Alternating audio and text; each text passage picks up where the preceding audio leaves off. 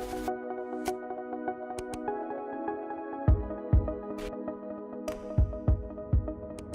you ever find yourself comparing your sense of courage to other people's, wondering how you can be just as courageous as they are? Hi, I'm Jordanna, founder of Modern Day Sorcerer. So here's the thing. You are no less courageous than anyone else. Because courage doesn't mean what you probably think it does. So often we think of courage as a sense of confidence. We think of courage as a sense of bravery. But here's the thing about that. Confidence, all that really is layers of protection that we've developed around ourselves to help our psyche think that we're enough in the moment. And bravery, all that really is enough strength to move forward in a way that you must get through. But the risk with bravery is that you'll put on the blinders and not actually see the truth of what's really going on. Is that you might put on the blinders and not actually move through what it takes to get to the other side. That is courage. So you have courage, because all courage really, really, really is that ability to sit in what is and to access that knowing that you have of, I don't know how, I don't know why, but I must. Every human being on this planet has that capacity. So I know you do too. And so today I'm going to give you 5 simple and easy tools how to cultivate a deeper relationship with your own sense of courage. Number 1, be willing to sit still as much as you're willing to move forward. So the thing is that we often think about courage coming from the space of taking leaps. Maybe it's building a business. Maybe it's leaving a relationship that you know isn't in your highest. And yes, often courage comes at the moment where you're taking leaps. But it's not just about the doing process. So when we take leaps, if all we were to do in that leap is apply action, ultimately we would crumble underneath the weight of the action. And that action, if we were to just go, do, would not actually be the action that is necessarily in our highest. And so in order to truly act from a space of courage, and ultimately have the clarity that gets us to the next step, we must be willing to sit still in that space of courage. And stillness is often harder than forward movement. And stillness is often also where the spaciousness opens up to allow in what you're calling in. So a lot of the time when we're taking a leap, there's something that we desire in it. There's a certain outcome we desire. It might be more money coming in. It might be your business, developing market traction. It might be taking the leap and leaving that partner so that the one who's more aligned with you can come in.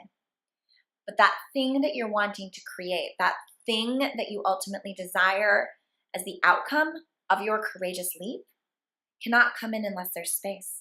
And you can't have space unless there's stillness. So stillness is just as integral to applying courage as is forward movement and action. Number 2, trust your gut. Because the thing about courage is that it comes from that space of, I don't know how, but I will. And so often when you're doing courageous things or taking courageous leaps, you're doing it from a space of not actually knowing why and it not necessarily making logical sense. And it's almost like the more logical sense we cling to, the less courage we're actually applying. Because when you're committed to living a life as a co-creator with that greater energy, when you're committed to living a life that is integrated with your deeper calling and purpose and truth of who you really are, it's going to take going against the grain. And so in order to do that, it's not going to make logical sense a lot of the time. It's not going to look like what it looks like when other people do it. Or it's not going to look like even all of the ducks lining up in a row to get you there. Because if all the ducks line up in a row to get you there now, you don't need to be courageous.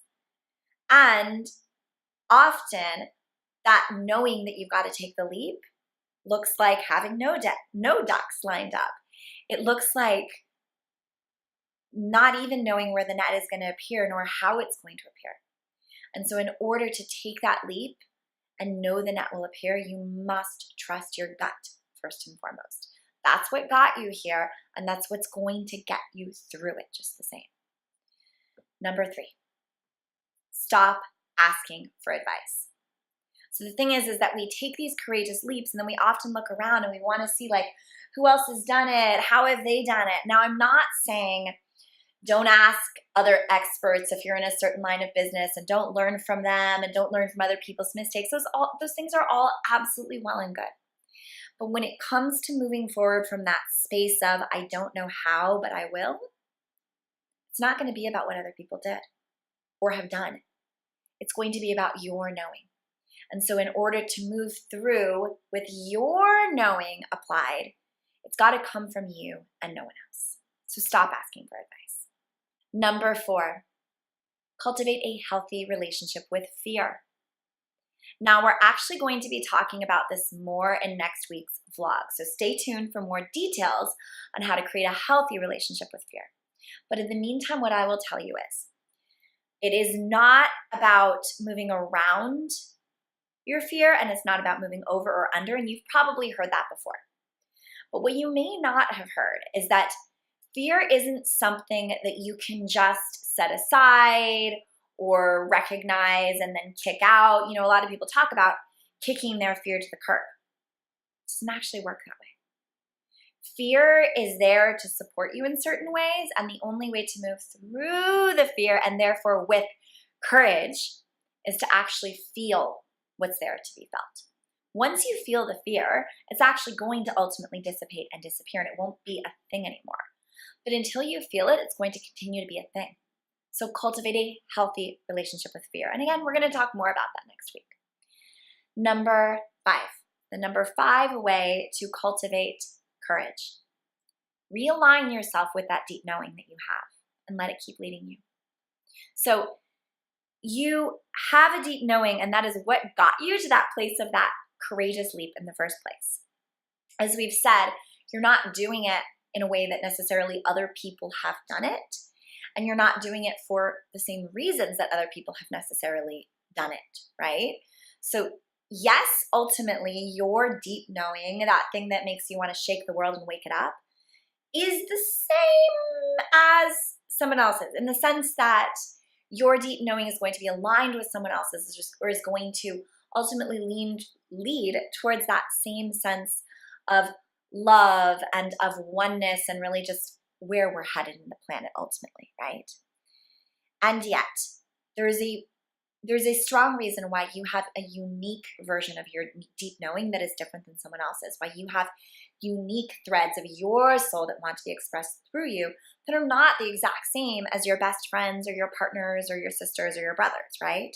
So in order to apply your own sense of courage and to move through the path to where you need to be, you're going to need to do it staying in touch with your deep knowing. Don't forget to subscribe for more videos just like this. See you guys later.